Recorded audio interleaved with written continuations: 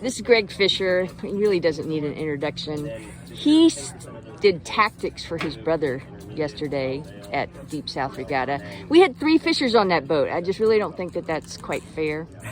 But he's going to say why they did so well, from the tactician's point of view.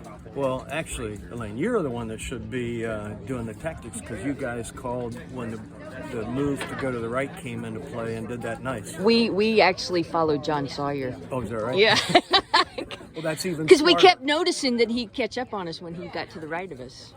Yeah. And we saw the cloudiness in the middle of the river and figured it out. Yeah.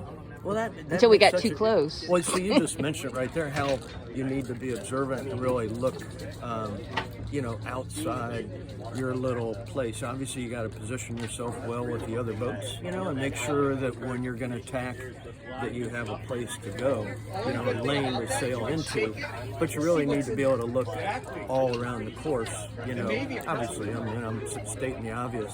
But one thing I want to start off with, frankly, is that I think the tactical game, at least on our boats, whether I'm driving or Matt's driving, is more of a team discussion, I think while we respect each other's abilities, to kind of help make the call, we really do make it together.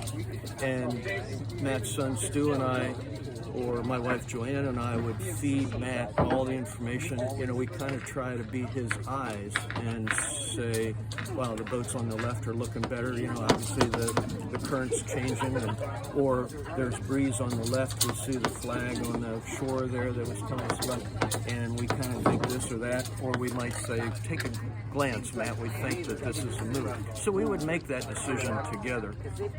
If something happens real fast, the boat tacks to starboard, we got to make a move real quick, we will make that call for Matt. But it's fun to make it as a team. Yeah. So that was important. But I think what we were working on the most, frankly, was trying to be as conservative as we could be at the start and still be able to get out of there, So do you use sights on the line to know where you are on the line? We tried to. Because we were always 2 boat lengths behind it. It seemed like 1 boat length. We thought everybody was over, and that never was the case. Yeah, it was hard. It was really hard. And I think line sights would be super valuable when the current's moving like that. And I'll be honest with you, we didn't do a good job of that. It's just, and what we would normally do, what my wife would do for us, is get safe line sights. It's good to know when you're on the line, but on a day like yesterday, if you're on the line, you're done. Yeah. So it's like, well, here we are, then you're done. But if we could be down, we know with 2 lengths, 1 length, half a length, and we can see line sights that way, then it's really valuable, because you can tell if you're getting pressed too close to it, or you need to kind of back off the throttle a little bit. But like I said, yesterday we didn't do a very good job of that.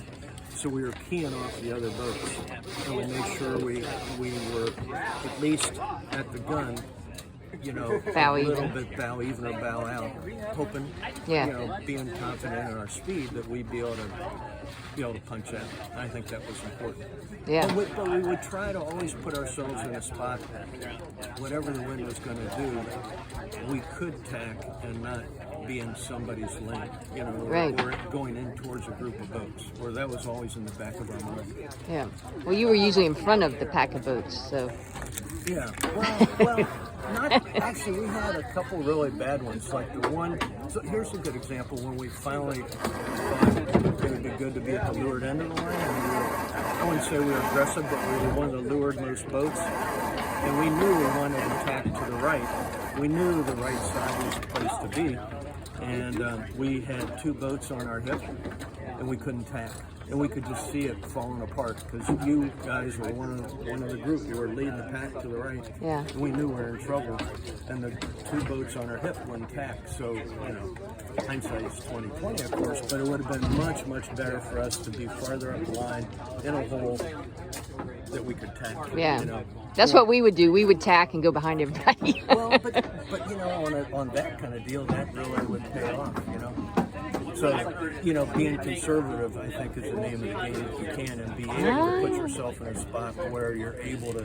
Well, that's interesting, because Tito's the opposite. He's like, me and my son, we take chances. Yeah. Well, you know where I got that from is from college sales, you know, Yeah. being involved with the college team. And it's a little different because you have, 20 races in a college. Right. And you have, but let's say in the circuit, we had, what do we have? 15 races or something like that, you know. At the end of the deal, the person that's most consistent is going to be the one that comes out ahead, you know, even with throwouts. Yeah. You know, because Tito had two Two OCSs, and then he had a really bad race yesterday too. So I think you've got to know when it's time to take that chance, you know, Yeah. where you can say it's worth the risk. And we had a couple of those in St. Pete where we talked about we could take this risk, go to that side, knowing that it might work, it might not, and we would only lose 3 or 4 boats, you know, and we would talk about that and then hang it out there. One time it worked great, another time it didn't. But, you know, I think being conservative is really important. And going back to like the college thing, when you have that many races, if you got 2 firsts and a 15th and somebody else has, 3 5s, they win. Yeah. All right. Does that make sense? It does. Greg, thank you very much. Good luck to you if we get another race in. Well, thanks. You too.